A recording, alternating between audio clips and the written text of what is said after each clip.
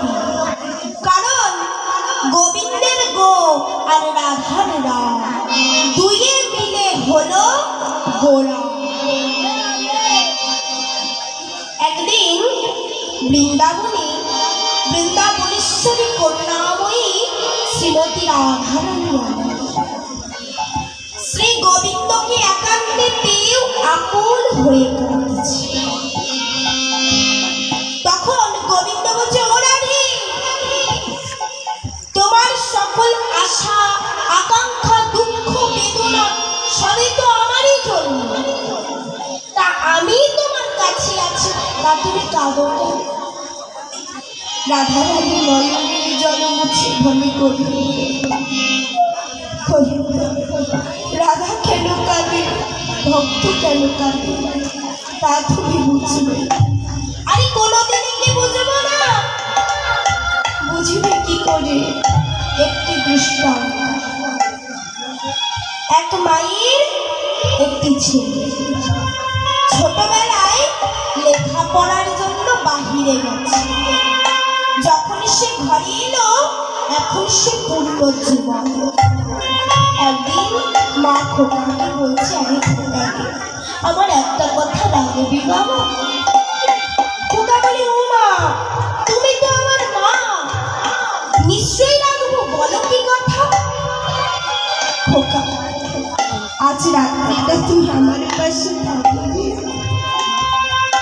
সেই কতদিন আগে তুই আমার পাশে থাকতিস, তোকে কত আদর করতাম।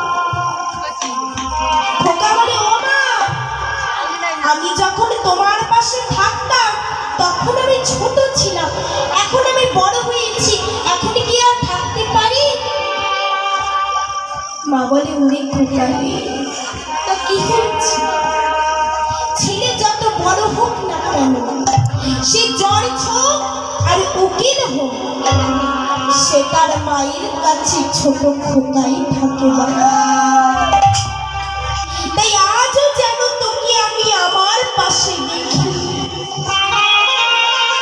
তাই মাকে খুশি করবার জন্য ছেলেটা মায়ের পাশে শুয়ে পড়ল, ঘুমালো।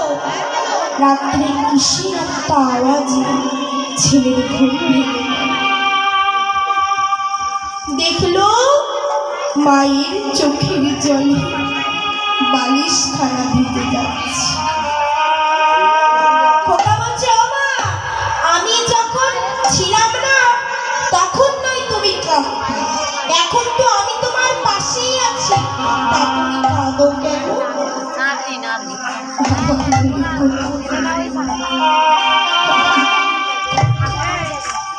মা কেন কাঁদে তা তুই বুঝবি না। কোনদিন কি বুঝবো? বুঝবি যেদিন তোর বিবাহ হবে আর একটি ফুটফুটে সন্তান হবে, আর সেই সন্তান যখন তোকে রেখে বাহিরে থাকবি, সেই দিন তুই বাবা হয়ে বুঝবি, এখন নয়। তাই গোবিন্দ বলছে, রাধারানী যখন মা কাঁদেছে তখন গোবিন্দ বলছে, তোমার এই ভাব বুঝতে আমি কি করবো জানো? আমি নদী যাবো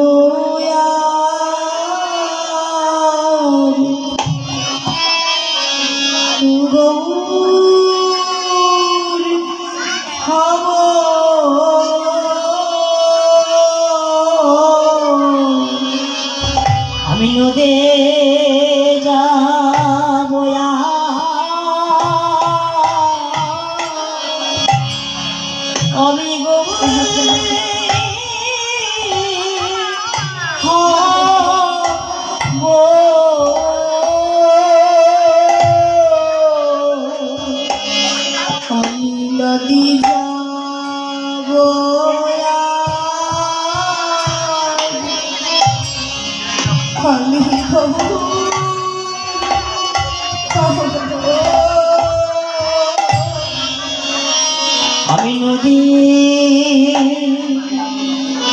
ঘুরে যাব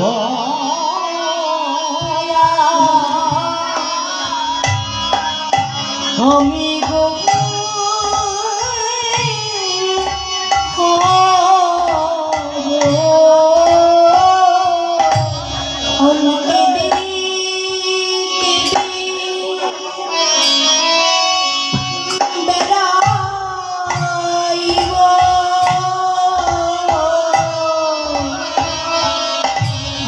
নদে যাব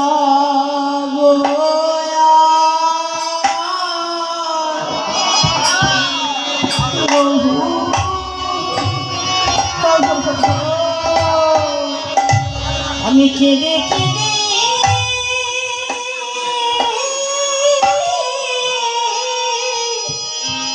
কেঁদে কেঁদে বেড়াই গো। আমি নদী ঘুরে যাব